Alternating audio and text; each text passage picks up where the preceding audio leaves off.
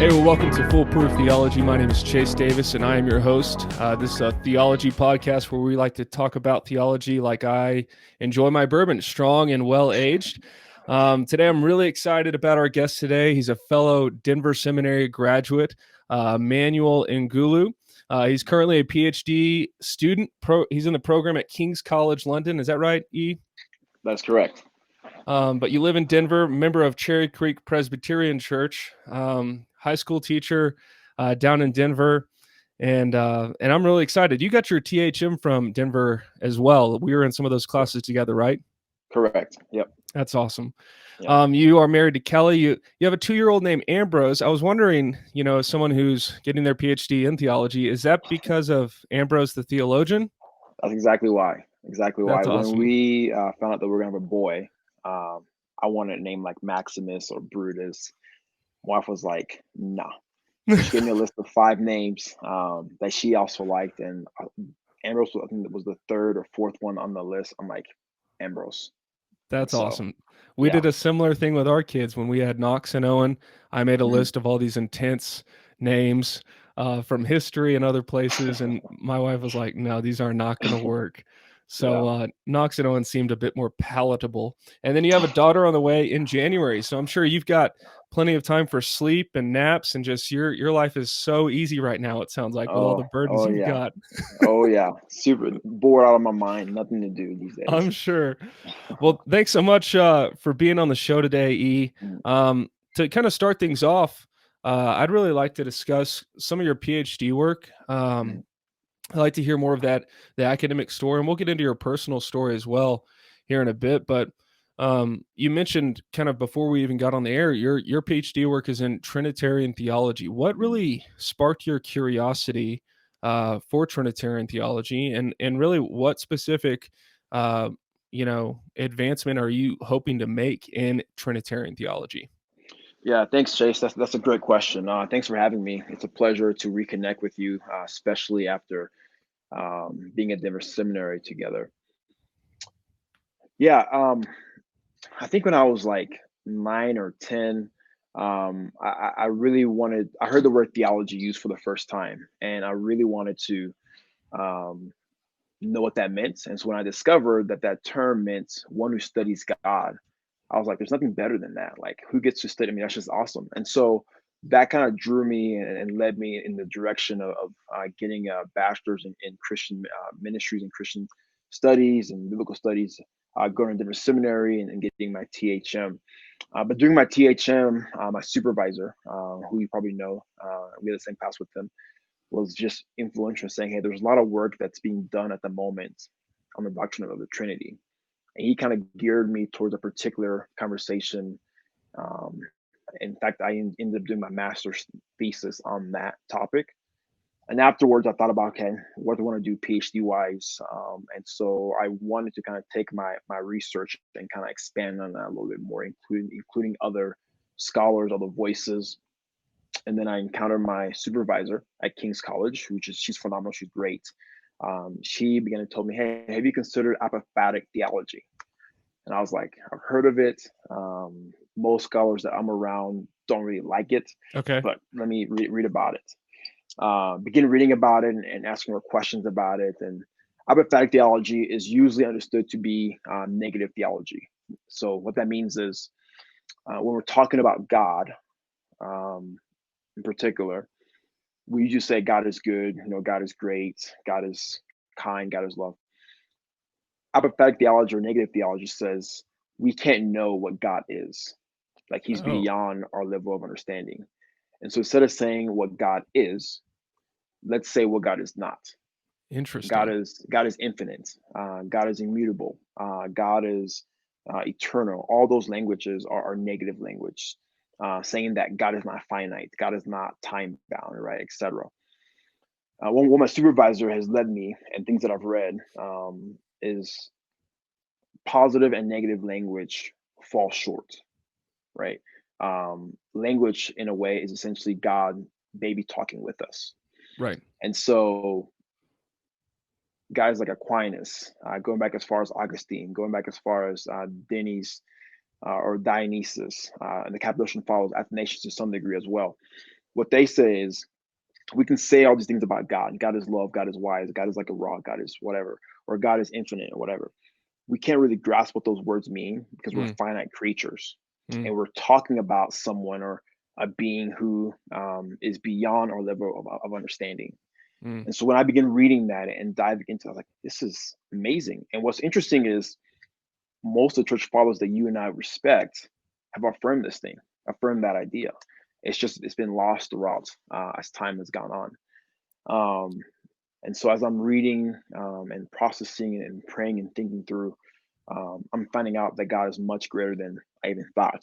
The mm. conversations about Him are beyond what I read in the past, and in some ways, it's people say that when you're studying or a PhD can kill your passion for the Lord. I'm Sure. like, it's doing the opposite for me. Like the more I read about how God actually is not a being at all. God simply is. I'm like I can't grasp that, but yet, yeah. So it's been fascinating to read, and currently I'm diving into Gregory of Nicaea. He'll Okay. be the person that I kind of focus and study. He has much to say about God, the Trinity, etc. So, yeah. That's awesome. That's so helpful because I've heard that apophatic, I think I'm saying it right, Mhm. concept, but you really just did a great job of explaining it in a way I could understand. So thanks for helping me understand that. And I think it's so cool that you're getting kind of the same experience I've had when I read academic books. I mean, really, the content I enjoy reading, researching is more academic stuff, not because, yeah, not because I want to. Uh, love God less, but because I actually enjoy God more Yeah. Yeah. when I can see those issues. And I was reflecting on this morning, reflecting on how a lot of the stuff for me develops what you could call epistemic humility, where Mm, it produces in you kind of a lowliness of heart, where we're going, gosh, I thought I knew so much, but now I realize how little I do know, and yeah. I think that's Yeah. important in the life of any Christian. One question I had though, I don't think I included this in the show notes on Mhm. Trinitarian theology, because I don't know, I think we took a class together on some Edwards. Trinitarian stuff. Yeah, Edwards, Yeah. right? Yeah. Um, and one of the discussions that came up because I wrote a paper for Dr. Payne on Trinitarian theology. There's a debate. I don't know if it's still you would know better than I. There's been a debate in the last 20 years regarding uh, the subordination of the members of the Mhm. Trinity. You get people like Giles and Grudem and all these people involved in it. Um, did you ever get into any of that stuff? Did you write papers, or was that your THM thesis? That actually was my thesis. The conversation was between primarily Grudem and an Australian theologian named Kevin Giles. And the two of them wrote literature back and forth, responding to each other. And in the process, other scholars were involved. And in 2016 at ETS, there was a debate, and the panelists were Grudem and Bruce Ware were on one side, Hmm, arguing for the eternal functional subordination of the Son. So not ontological, but functional subordination.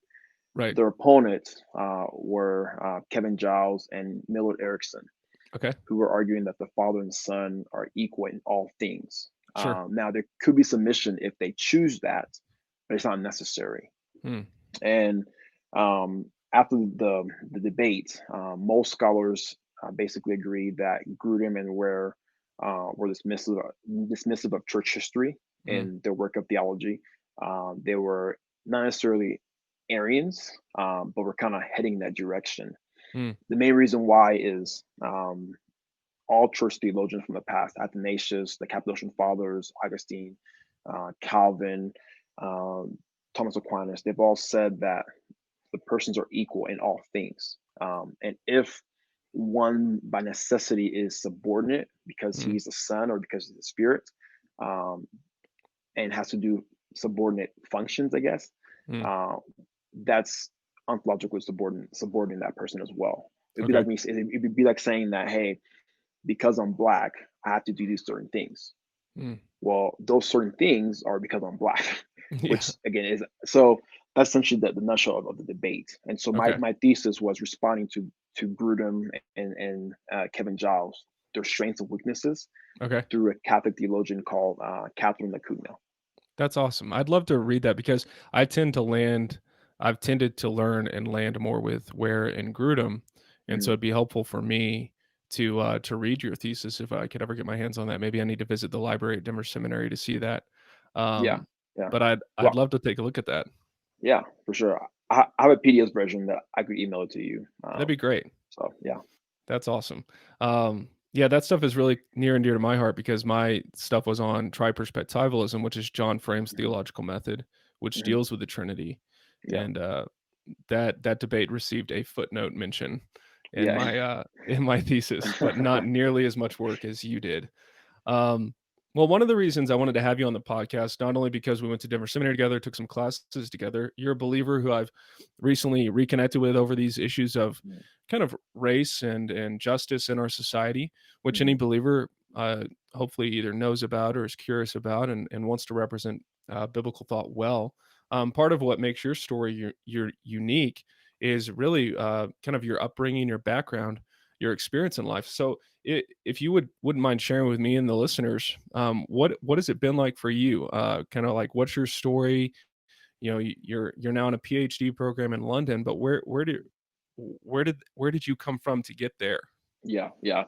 So I was born in the Congo, and my family and I moved to the States, to Texas of all places. I'm not a diehard Texas fan, so if any Texans out there, I lived there, grew up there, but I'm not a big fan. And yeah, I moved to Texas. I grew up primarily in Texas. I went to school in Arkansas, where I met my lovely wife, and then came out to Denver for my master's. Um,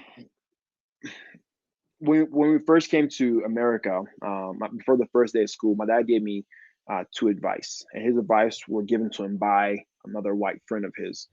And the advices were, one, as a black person, in order for you to be on the same level as a white person, as your white peer, you have Mm, to do twice the work. So if it's assignment, you have to do a much better work just to be on the same level. That's the first one.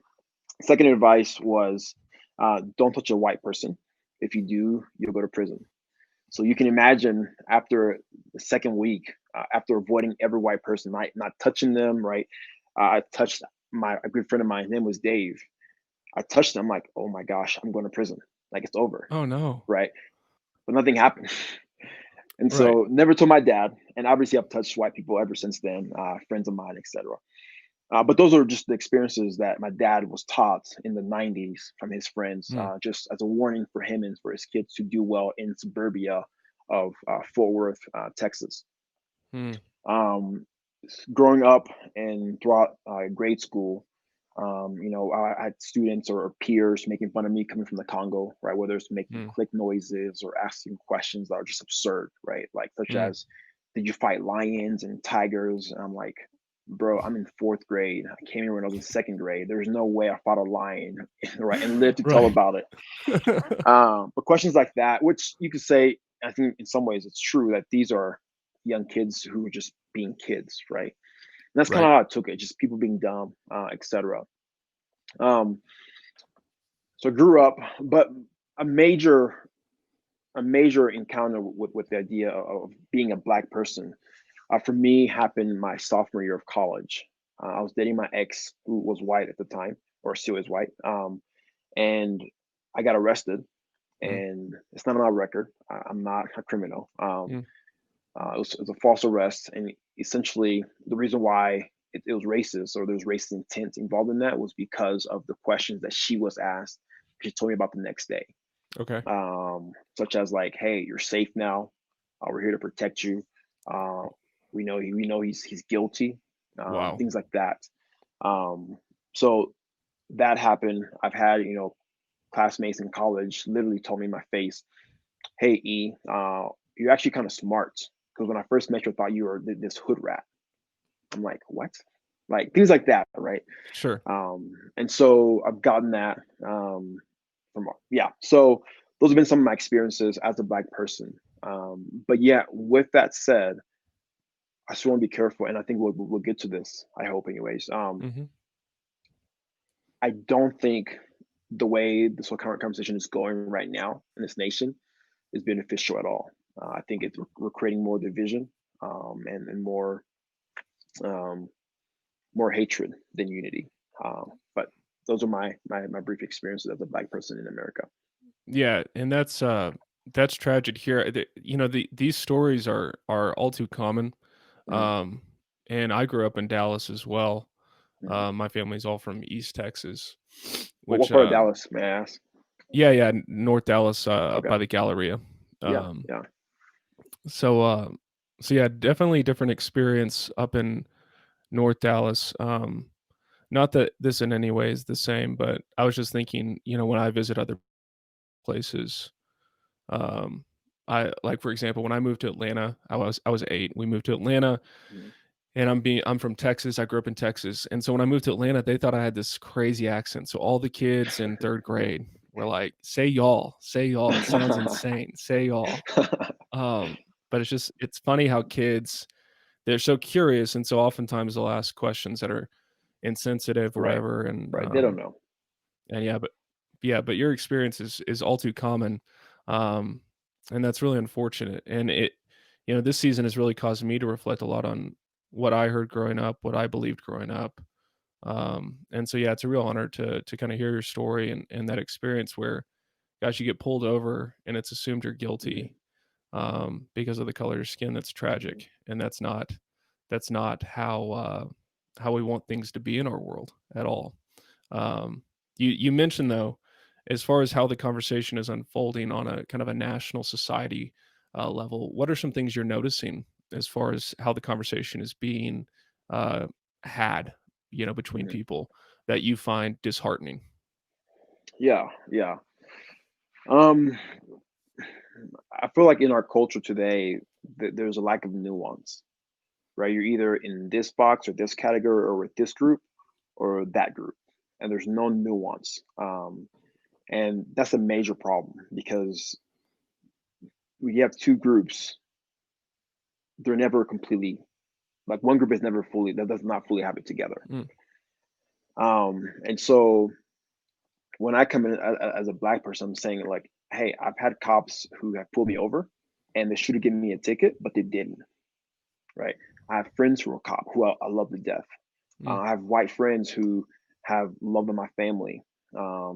I have people who so I have that experiences. So my thing is that instead of having discussions and conversations between people who claim to love each other, there's usually just backlash. People trying to argue their points, and mm, that's it. There's mm, no listening there. There's no understanding. mm, And I think when that happens, essentially, you have what we're experiencing in this nation. Um, Two groups who, I mean, I've heard things where like, "Hey, I grew up Republican. I'm now a Democrat, and forgive my parents. I don't want to ever see them again." wow. All because of just their political ideology. I'm like, but these are your parents. Like they care I mean, right? Right. And these are your kids who you raised. And that's how divided we become. And it's because we don't listen to each other. We just want to say our piece and get our point across without having to listen to the other party. Right.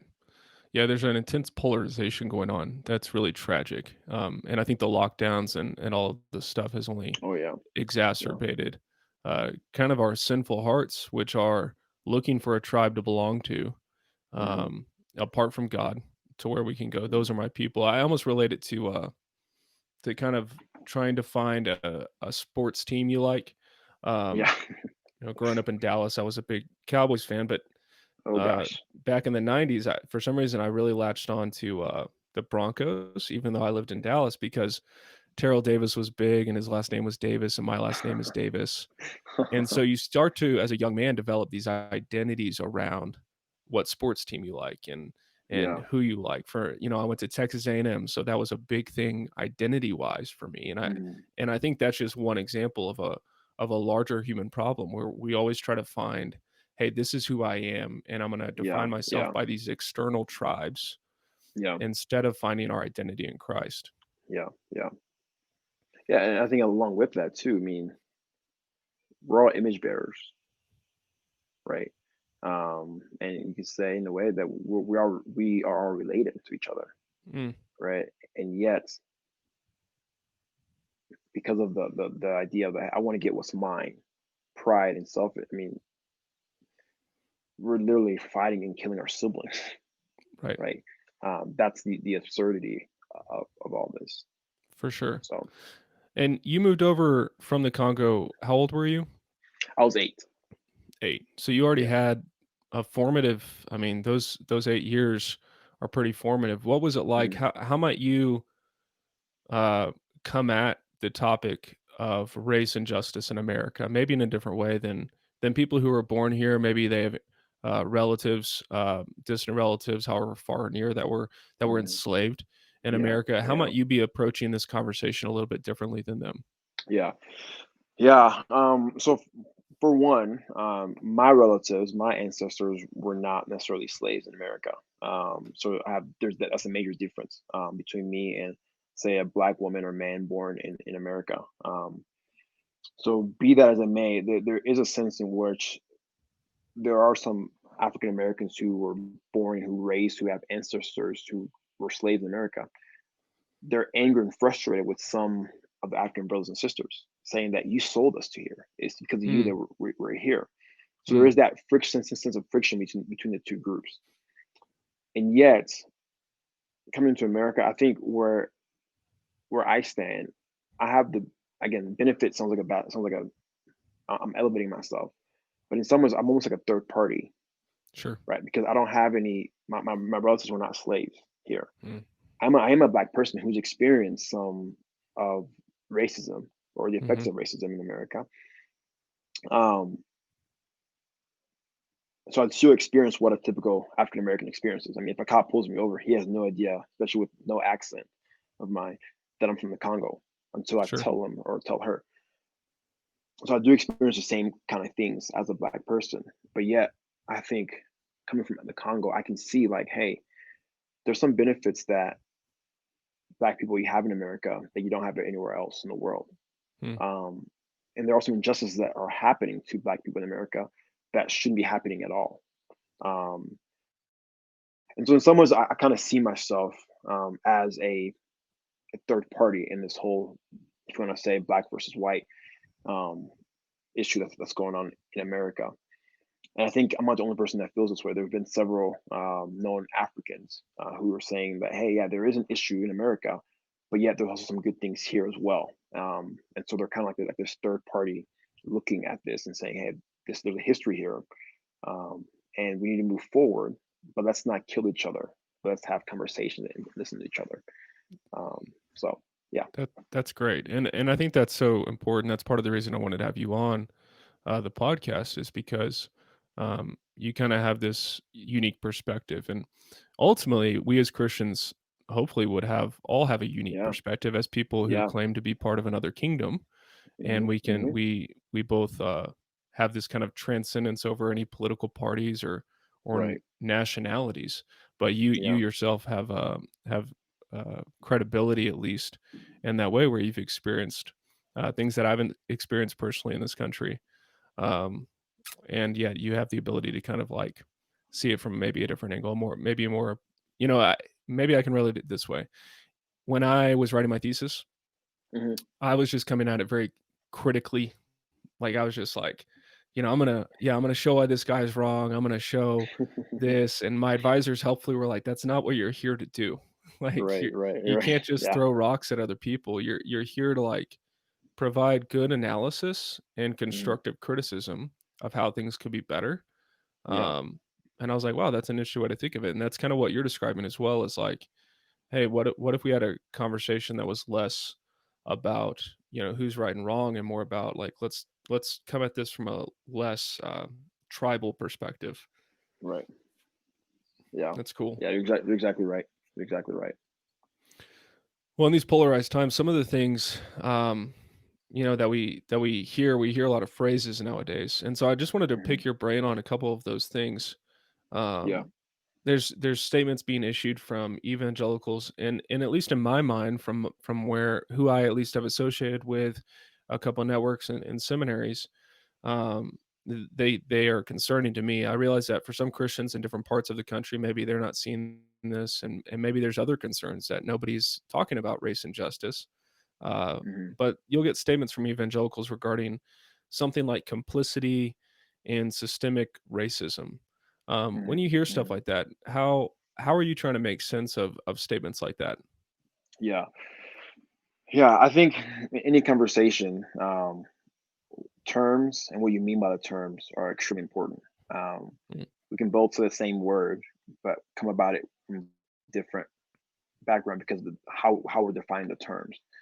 And so I think one, in the way systemic racism is defined, the idea is that hey, racism is not an adjective; it's a noun or it's a thing, right? As you mm, know, and so what that means is certain systems or certain um, societies, particularly in America, they're racist, right? Well, what they mean by that is they have laws or they have rules or they have things or attributes about them that give benefits to white people over black people, and that mm, stems from from years of oppression towards black people. And so when I hear a school or institution or a church or a group of people say, "Hey, we have been complicit to racism," well, I want to know how are you defining racism? right. I want to know how complicit have you been, and if you have been, tell me how you're not going to be. See, the problem right now is I think that frustrates me, and I think some other black people as well, is that okay, people are admitting that they've been racist. Okay, but what are they going to do about it? Right. And how have they been racist? So, so the question then becomes then: are you saying that only because that's trending right now, Mm, or if you mean it, what are you going to do about it? What are action steps you're taking? And frankly, I feel like they're not taking any steps. mm, Right? Again, the institutions that you and I know, they said these things, but I wonder, okay, what are the changes you've made, right? And so, I personally don't use the word systemic racism because the idea is that systems are racist and etc. If that's the case, then we got to destroy these systems, right? When an institution says, "Hey, I'm," or we've been racist, then by definition, you need to destroy yourself. You got to get rid of yourself and start all over. Which yeah, no organization that's been established that admits this would want to do that. for sure. Um, and so for me, it's the terms. How you define the terms that you're using when you Mm, say systemic racism or you've been racist. Along with that, what are you going to do about it? If that's what you see. I think the language that needs to be used that I've been using is essentially the idea. There's a history in this country, and the effects of that history still lingers yeah, to some degree, right? If I started yeah, smoking when I was, I don't know, 5 years old, and I smoked till 3 years ago, well, those however many years I was smoking hasn't affected me, even if I stopped 3 years ago, right? My lungs could be damaged or whatever. Well, so for me, when I hear this whole conversation around race, I'm like, the effects of racism still continue to some degree. hmm, But that doesn't mean that it's everywhere, that every single person who's involved in this is a part of that. If that's the case, then we got to wipe out everybody, everything, right, which I don't think it's necessary or needed. right, So when I hear Christian organizations admitting to this thing, my thing is, okay, the terms you're using, what do you mean by that? What are you going to do about it? And can you be more direct as to how you've been racist? And frankly, you don't see that. They're just making this phrase or this paragraph or writing this paper without giving those information. And to me, it breaks my heart because in some ways that they're just going along with society as opposed to affecting society. Um, so yeah, and I totally agree with that, especially as you and I both have a passion for rigorous thinking and clear thinking and just defining your terms, which mhm. doesn't seem too unusual. It's not too high of a bar to just define what you mean.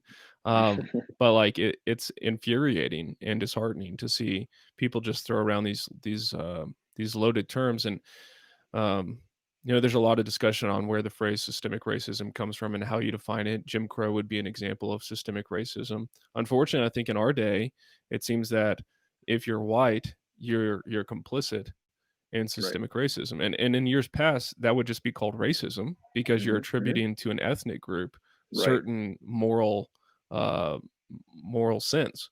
And so Right. that's Right. deeply concerning Hmm. if people are just assuming, oh, because you are this skin color, you have these attributes.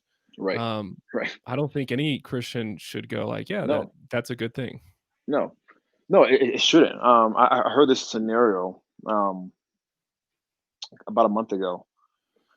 Um, they essentially said that, or showed that, what we're doing in this country is saying, hey, because you're white, you're in this category Mm, automatically.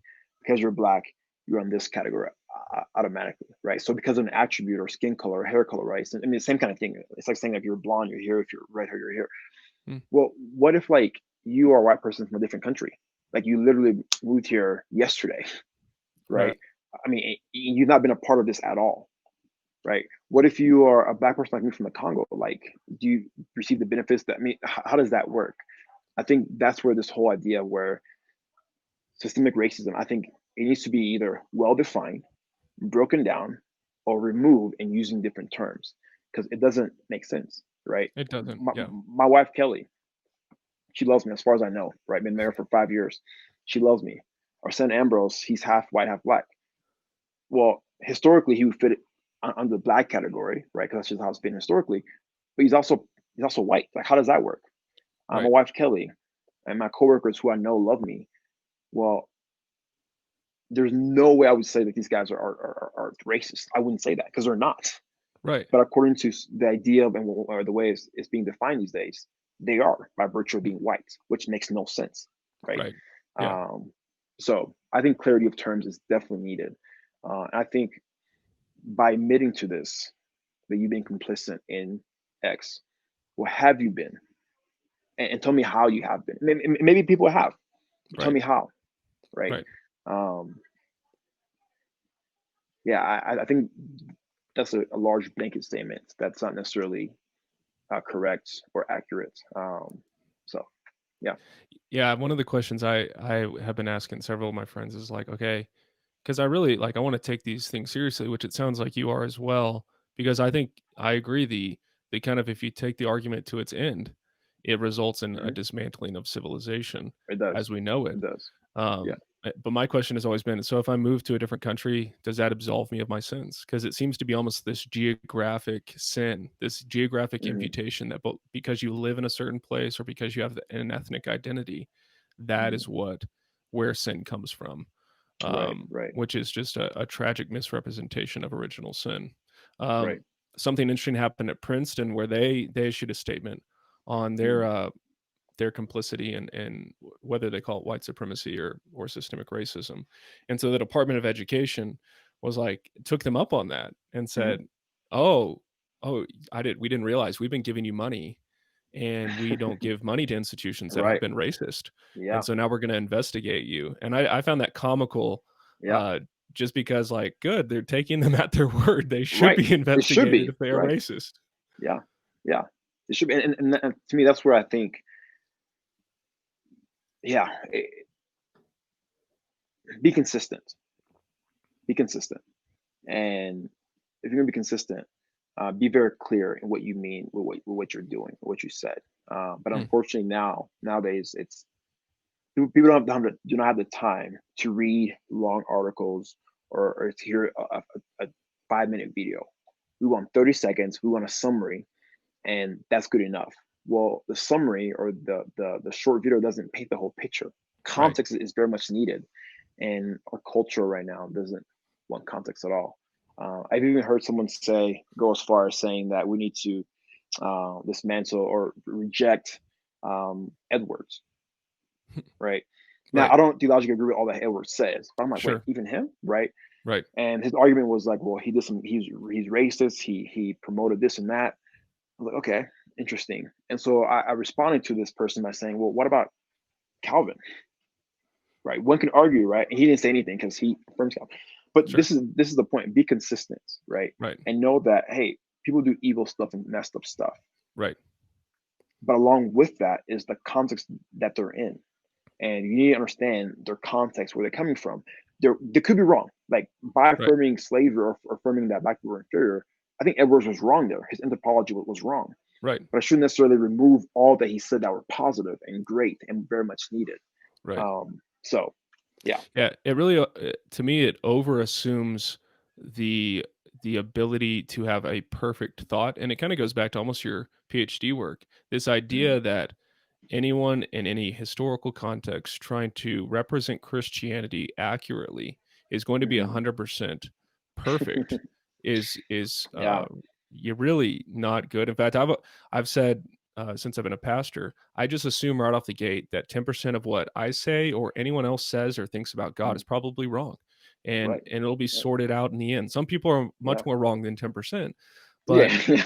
if, it shouldn't surprise me to discover any pastor, theologian, including myself, if I were to look at early sermons of mine, to go back and go, Mhm. "Wow, I was off in that." That's part of human Yeah. development, and that's part of the limitations and inadequacies and the reality of being a creature on this Mhm. world, so it shouldn't be Right. surprising. One of the things about Edwards, I remember us having this discussion in class, because he's fascinating for a lot of reasons, Yeah. but I think you and I kind of bantered back and forth a bit about this concept where Edwards talked about going to be a missionary to what he called the savages, right? Right. And a lot Right. of Right. colonialism was rooted in this idea that we're going to go civilize these people, which Mhm. is uh, suspect as far Right. as Right. is that what Christianity should be about. But one of the things that you brought up in class that I still remember, and it caused me to kind of like reconsider my priors, was this idea of like, are there such things as cultures that are better than other cultures? Is it fair, like, as Christians, can we say one culture is better, whether you want to call it more civilized or just a better representation? Or is that a fool's errand that all cultures are fallen or all cultures are equal, or that if we see something bad in another culture, we shouldn't judge it because we don't understand it? What do you think about that? Yeah. That's a much um, complex question. Yeah. To be honest, I mean, if I had to say, I say I don't know the answer to that. You Mm, know. Um, sure. right. As of right now, um, I would say there are some ideals in certain cultures that you would say these are ideals that we should promote, desire, and grow and go towards. Mm, Um, but there's never, like as you said, there's not one culture because we're all fallen creatures. There's not one culture that has it all correct, right? mm, Some cultures have it better than the others as far as these are God's ideals or God's truth or God's desire.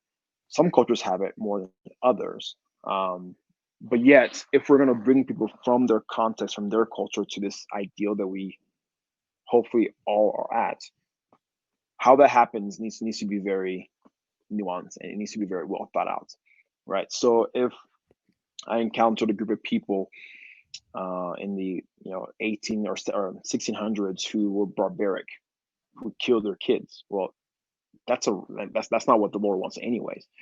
right. But how I go about it, I need to be thoughtful. Okay, what are things that I could substitute, or what are things I need to bring out to show? And unfortunately, I think going back to the conversation on what's happening in the culture today, we most in our society today directly assume that we have it right now, that our Mm, culture in the 21st century in America, we have it figured out on sexuality, on race, on marriage, on education. We have it figured out. And so what we do is we judge every other culture, whether implicitly or explicitly, we judge every other culture based on that standard as if we have it together completely, and we don't, mm, right? And so what I'm saying is essentially saying is, okay, if we're going to judge Edwards, if we're going to judge this barbaric civilization in my illustration, let me try to understand where they're coming from, sure. see the world from their eyes. One of the things that my dad always taught me, mom as well, was you know about yourself, you know what you like, dislike, etc. But you don't know what that person next to you likes or dislike. Mm, So instead of talking first, why don't you find out what they like and dislike? That might shape who you are. mm, Along with that, that person knows you better than you know yourself in some ways. I'm like, wait, what do you mean, mom? She goes, can you see the back of your head? I'm like, I can't. You're right, but that person can. mm, They can tell you if you got something back here that you can't see, and vice versa, mm. right? But that comes from let me sit and let me learn, let me understand. One thing people always ask me, my students in particular, why did Jesus spend 30 years doing nothing significant? Only 3 years or two and a half, depends on how you do the math there. And I was like, you know what? I don't know, but it's my hunch that he was watching and learning. Hmm. It's why he told great stories. It's why he told, I said ideas that were profound because he spent a long time watching and listening and learning. And if God had to do that or did that, why can't I do that with someone else? For sure. That's a So great attitude. It yeah, it's such an it's not easy encouragement. though. No, it's not. It's hard. We're wired for we want it. We're perceptive people. God made us to be perceptive people, so we're inclined towards judgment and condemnation, and we wrongfully take that seat too often instead of listening and learning. Yeah, Um, was your family when they moved to America? Were they Christians before they came? they were. They were. What was it? Do you have memories of growing up in a Congolese church? Yeah, very charismatic. Yeah, Very charismatic. In fact, Dad became a Christian because of a Presbyterian minister who took him into his house when he was in college in this major city in Kinshasa. Mom, believe it or not, was going to be a Catholic nun, really. but then met my dad, and yeah. Um, so yeah, so church is very, very charismatic, and I would say this too. In America, we're starting to see this. If you have um, any thoughts or ideas about there being a divine power or there being a God, or if you're a Christian, you're kind of frowned upon. In the Congo, it's the Hmm. opposite, right? It's nearly impossible to find an atheist or someone who has atheistic or agnostic views. They're most would accept that there is divine power, whether call them Allah or Yahweh, that's a different story. But there's a sense of we humans were created by someone other than us. And so there is Hmm. that understanding in the culture, and that drives a lot of how people live their lives in the Congo. That's But fascinating. church in particular is either Catholic or very charismatic. Yeah. And have you ever been back since you moved here when you were 8? We have not been. The major reason why is we had to live in the States for a period of time to get our citizenship. Okay. And by the time we got it, I was playing basketball in college. I was just busy, so we've not gone Sure. back. Okay. So How interesting. What a crazy journey that your family made to kind of uproot and transplant into another place, half a world away. Um, mhm, that takes a lot of courage and bravery. yeah. Um, you mentioned kind of listening and learning. Is there anything you think I need to know that talking about like things I can't see as a white person, as a white man, um, that I could be more helpful in this dialogue regarding race and justice in America? Are there things that maybe I'm not seeing that I should be seeing? Yeah. If my wife one day got back from work, and let's say for that day I was with her for most of her work day, but we get back home and she starts crying and she's angry because she had a bad day at work. I would be a poor husband if I began to give all these stats and reason that are true that prove that your day actually wasn't as bad as you say it was, right? I'm gonna Sure. be on the couch, right? Um, what she wants me to hear at that moment is just to hear her, to Mm, sit with her and just be with her, listen. mm, Maybe 3 days later, maybe a month, maybe 10 years later, I can then say, hey, honey, remember back when you had that bad day? Here's why, right? At that point, she's more likely to listen to me and actually say, okay, you're right, or whatever. I think as white people during this time, I think it goes both ways as well, right? I mean, I'm sitting with white people intentionally saying, hey, here's what's being said. mm, Let me hear what you hear from all this, mm. right? It's been fascinating. So I think it goes both ways. But I think specifically for a white person, in a lot of your question, um, there's been a lot that are being said, and I would say that most, if not, well, not all, I think most African Americans in this country are frustrated, angry for various reasons towards cops, towards other white people, etc., or towards institutions, whatever that Mhm. means. Mhm. And in a lot of ways, they're acting irrational, right? When a black person gets shot, we're frustrated and angry without even knowing the facts. Wait a couple of days, wait a couple of weeks. Actually, the guy was actually a criminal. The guy was actually trying to take. I mean, right? So we're angry as a black people. We're angry because we're just emotional right now. Mm. And so I think it's wrong, or it's not necessarily wrong. It's unwise for a white person to come and say, "Well, hey, actually, let me give you this fact and this reason, and this," even though if they're right, that moment isn't beneficial for that. Um, I think what you say is just as important as when you say it, to who you say it, how you say it, etc. Right. Who, what, when, where, why. I think Mm-hmm. all those plays a factor. For example, if I yelled right now, Jesus is Lord, well, it's true, but is that the proper moment to say that, right? Sure. So I think all that plays a factor. So I think in order to know when to say something or how to something involves listening. And so I Mm. think right now the best thing to do as a white person is just listen. Mm. Now there comes a point to where you gotta talk. There has to be a conversation, right? Sure. When that is, a lot of this conversation, I don't know. Mm. But another caveat I gotta throw in this: it's also an election year, Mm-hmm. as we all know, and the way things have been in the past, I would say maybe past 10 years, there'll be another event that causes more racial divide in 4 years. Right. I hate to say that, but just based on the past 10 years, Right. I would be surprised. And that's because there's no dialogue. It's let me Right. shout my view. You just listen. But so there has to be a point where there's conversation happening, whether it's two Mm. years or 2 days. I don't know. Mm. But I think in all things, let me listen to someone else before I give my opinion and thoughts. And that's a great word, and that's a good encouragement for me because I'm typically one who's very easily able to share their opinion, I'm right there with you. maybe too I'm right quickly. there with you. I'm right there with you. Kind of last thing I wanted to ask, we've talked about a lot of different things. When you think of uh, America, you see all the polarization and the tribalism and uh, issues of justice and ethnic tensions. What gives Mm, you hope? I mean, you have kind of this third party perspective. Why not? I want to be very clear. Like, I'm in no way. The question isn't a loaded question. Like, speak well of America. The question is, mm, do you sense America to be what some people consider damned because of its mm. racist history? Um, and if not, what gives you hope? Yeah, yeah, yeah. Let me say this before I answer. Um, Racism, how we define it, takes place everywhere around the world, right? I mean, you go to Congo.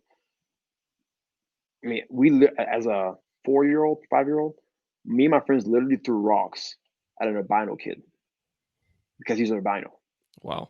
Like literally, I mean, I kid you not, we threw rocks, right? Sure. Um, I have friends who are Asian who say that there is within the Asian culture, there is like if you're Chinese, you have this thing against China. I mean, right? That's just a reality. It just so happens that we highlight America, granted, maybe because we're here, right? So racism happens in other parts of the world too, because so and so is a certain skin or a certain hair color or whatever, a certain height. You don't get this or you get this, right? So let's be very clear on that. America's not the only country that struggles with this. Mm. You could say America in some ways is probably leading because we're actually talking about how this should end, right? Um, so I think with that, people say that America needs to be destroyed, needs to be redone, right? I'm reminded, I think MLK said this or something similar. The problem's not America. Right? America has great Christian Judeo-Christian values and views that most civilizations, most cultures prior did not have. The problem is not those things. Mm. The problem is not the church. The problem is not our government. The problem is not um, organizations in America. It's why my family came to America. It's why people still want to come to America to this day. Right. The problem is certain Americans, notice I said certain Americans, not living up to those ideals, right? When Jefferson can say that, hey, all men are created equal, and yet he has slaves, the problem is not what Jefferson said. The problem is Jefferson himself, right? Sure. And so my hope in America is one, not because America is the greatest country in the world, right? We all know that Sure. any civilization crumbles. Rome fell, Sure. Greece fell, the Persian fell. The problem for me is, or the hope for me is that, hey, God is working in the midst of all this, right? Mhm. Whether this person wins the election or that person wins the election, or whether this person buys, right? That's not my hope. My hope is that there are values in this country that I would say are biblical, that I would say Mhm. are God affirming. And my hope is that, hey, there are some people, whether it's a small group of people or a large group, doesn't matter. There are some people, there's always a remnant who uphold, who fight, even if it costs them their lives for these biblical truths and values. Mhm. And that's the hope that I cling on to. So Mhm. whether for the next 4 years we go through this terrible shift, or maybe the next 10 years, or whatever, even if we don't, my hope is not in that. My hope is that, hey, there are some principles here that I know that those who are on the side of the Lord, right? We're on His Mhm. side. He's not on our side. Mhm. We're on His side. Those who Mhm. are on His side are going to fight to this, and eventually those ideals are going to flourish and grow until Mhm. one day Christ himself returns to make sure that all that happens. Um, so that's my hope. That's great. So That's awesome. It almost sounds yeah. very post-millennial, in your perspective of, of kind of this, "Hey, we will advance and we will, see Christian ideals and really push for, uh, biblical theological rigor, until Jesus returns." And so in some ways, we could pull off post-millennialism for some good Christian hope some days, even Right. while, But go ahead. no, but so even with that though, I still don't think it'll happen. Right. Sure. I think we're fallen people. Yep. Ultimately, it's going to be Christ Himself who makes this happen when Makes He it all right. returns. But I do think there's always a remnant that God has to uphold biblical truth. And as long as they're here, that's what I hang on to, and ultimately hang on to Jesus Himself. That's He's right. the hope of the world. That's right. So For sure.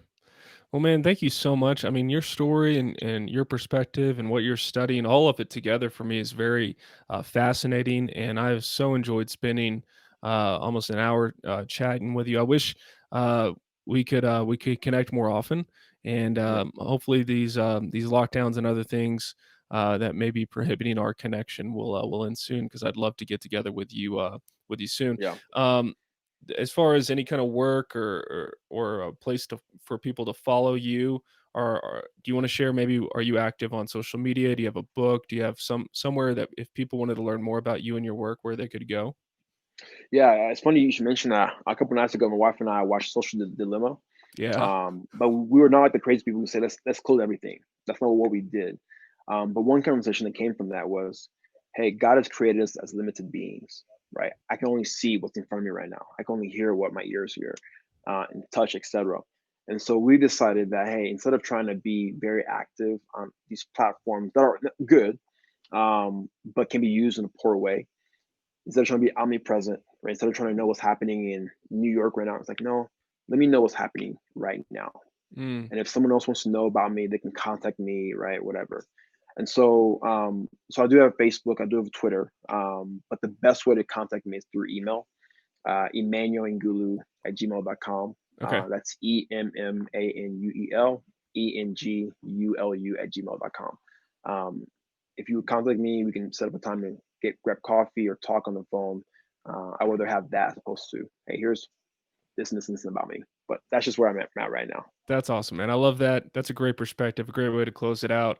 Thank you guys for tuning in to this episode of Foolproof Theology. Really looking forward to our next guest. Our next guest is going to be Dr. Doug Grotice, professor of philosophy and apologetics at Denver Seminary.